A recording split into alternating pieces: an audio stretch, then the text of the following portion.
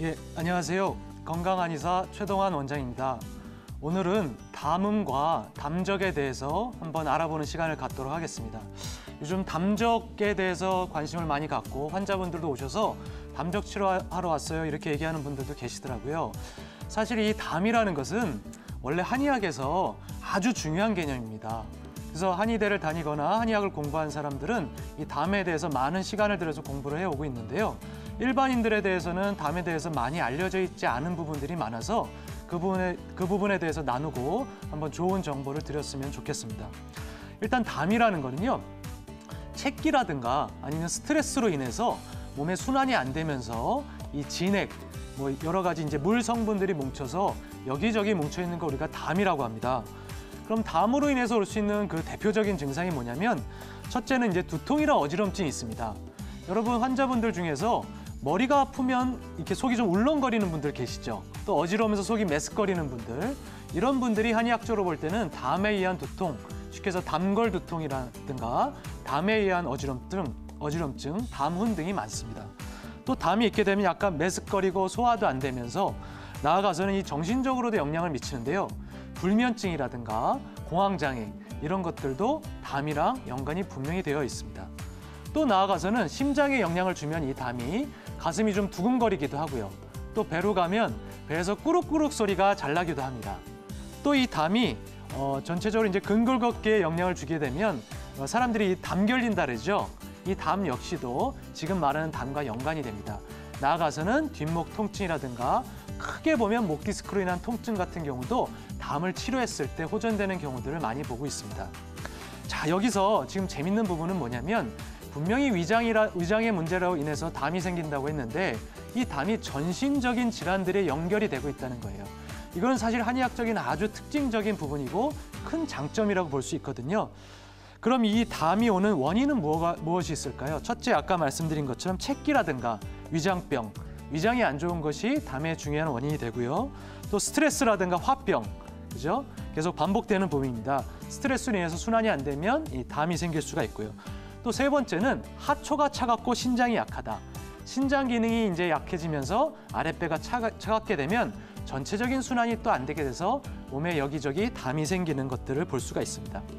한의학에서는 이 십병구담이란 말이 있습니다. 이게 뭐냐면 병이 10가지가 있으면 9가지가 담으로 인한 것이다. 이런 관점인데요.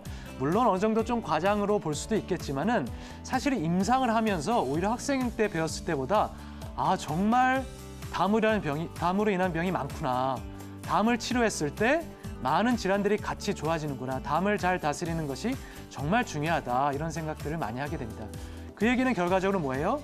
위나 장을 잘 다스리는 것이 전신적인 질환을 치료하는 데 있어서 매우 중요하다는 거죠. 이 현대적인 연구를 통해서도 보면 장 기능이 이 뇌 기능이라든가 여러 가지 정신적인 질환과 연관된다는 것들도 이제 많이 나오고 있습니다. 그래서 한의학에서 뭐 보토파라든가 이 위나 장을 잘 다스리는 것이 전신질환 치료에 너무 중요하다. 이런 부분들은 아주 예전부터 내려왔던 관점이고 저 역시도 그런 관점들에 의해서 많은 병을 좀 다스리고 있습니다. 그러면 담음을 어떻게 치료할 것인가? 첫째는 이제 주로 한약을 쓰게 됩니다. 저 같은 경우는 이제 이진탕이란 처방을 많이 쓰게 되는데요. 실제로 이런 부분들이 이론적으로만 그냥 담이 있다, 담이 여러 질환이랑 연관된다 이게 아니라 실제로 이진탕을 쓰거나 뭐 여러 가지 뜸을 뜨거나 해서 담을 치료했을 때 정말 병이 좋아지는가를 보면서 이게 정말 귀한 이론이구나 이런 생각을 하게 됩니다. 쉽게 해서 이진탕에다가 화를 다스릴 수 있는 약들을 가미해서 쓰다 보면 두통이나 어지럼증도 좋아지면서 소화 기능도 좋아지면서 가슴 두근거리면 증상이라든가 불면증, 공황장애, 나아가서는 이제 뒷목 통증도 같이 호전되는 경우들을 봅니다. 물론 이제 모든 환자들이 그렇지는 않겠지만 상당히 많은 질환들이 같이 호전이 되면서 또 좀 더 힘있게 이제 증상만 케어하는 것이 아니라 좀 더 뿌리까지 보는 경험들을 많이 하면서 이런 부분들을 많은 환자분들과 나누고 싶고 또 방송을 통해서도 얘기할 기회가 있었으면 좋겠다 했는데 오늘 또 얘기하게 돼서 또 기쁘게 생각합니다. 자, 그러면 담음을 이렇게 약을 쓸 수도 있고요. 또 나아가서는 꾸준히 뜸을 뜨는 것도 분명히 담 치료에 연관이 됩니다. 아까 아래쪽에 찬 부분들이 담이 생기는 원인이 될 수가 있다고 했는데요. 중환혈이라든가 아니면 관원혈, 아니면 담을 다스리는 풍류혈, 또 족삼혈 등의 꾸준히 한 3개월 내지 뭐 6개월 이렇게 꾸준히 뜸을 뜨게 되면은 전체적으로 이 담이 생기는 것들을 치료하고 아까 많은 질환들을 예방하고 또 치료하는 효과를 기대해 볼 수 있겠습니다. 자, 그럼 이런 치료도 중요하지만 또 생활 습관도 중요하겠죠. 사실 생활 습관만 잘해도 이런 말씀드린 많은 질환들이 또 예방되고 치료되는 효과를 거둘 수가 있겠는데요. 담이 기본적으로 위장병에 의해서 오는 경우가 많기 때문에 식습관이 제일 중요한 부분이 될 수 있겠습니다. 그래서 첫째 식습관은 식사 시간을 좀 일정하게 해주시는 부분, 또 간식을 가급적 줄여주시는 부분. 쉽게 얘기해서 정해진 식사 시간에는 식사를 하시고 그 사이사이 시간대에는 위를 좀 비워주시는 부분들을 이제 말씀드리고 싶고요. 또 나아가서는 야식, 또 먹자마자 바로 잠드는 부분들, 이런 부분들이 담에 의해서 특히나 요즘 두통 환자들 많이 오시거든요. 야식이라든가 밤늦게 먹고 바로 자는 부분들만 케어하셔도 두통에 상당히 많이 도움될 수 있습니다. 식습관은 식습관이고 머리 아픈 건 머리 아픈 거야. 절대 그렇지 않습니다. 이 식습관과 이 밤에 야식 습관을 잘 다스리는 것도 두통 치료에 분명히 중요하고요. 나아가서 수면 습관인데요. 수면 습관은 뭐 여러 가지가 있겠죠. 근데 일찍 자는 부분을 얘기를 좀 드리고 싶습니다. 똑같이 7시간을 자도 2시에 자서 9시 자는 거랑 일어나는 거랑 그다음에 11시 자서 그죠? 6시라는 건 많이 다르죠. 그래서 이 시간대 몇 시간 자냐도 물론 중요하지만 시간대가 아주 중요합니다. 그래서 10시에 자서 5시에 일어날 수 있다면 참 좋겠지만 현대인들이 쉽지 않죠. 그래서 저는 가급적이면 11시 전에 눕는 부분, 그것도 힘드시다면 가급적이면 12시는 넘기지 않으시는 부분들을 좀 말씀을 드리고 싶습니다.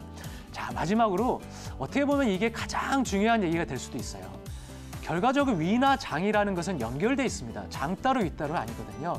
그래서 3일에 한 번씩 변을 본다든가 만성적인 변비가 있는 분들은 아래가 막혀 있는데 어때요? 위장도 소통이 되기는 어려울 수가 있겠죠.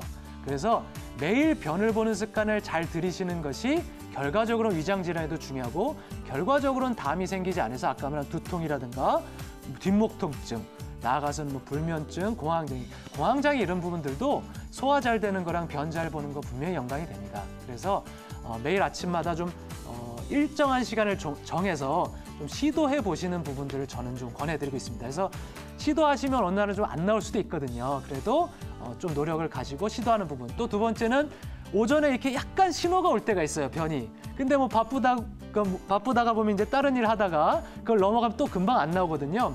근데 내 인생에 변 보는 것이 매일 일정하게 보는 것이 얼마나 중요한가를 한번 생각해 보시고 그 신호가 올 때 잘 살리셔서 변을 보시면 그런 부분들을 이제 유지하는 데 큰 도움이 될 수 있겠습니다. 그래서 여러 가지 지금 말씀을 좀 빠르게 드린 것 같은데 이 담을 잘 다스려서 소화 기능과 위장 기능을 잘 다스리는 것이 여러 질환에 중요하다. 이렇게 말씀드리고 싶습니다. 감사드리겠습니다.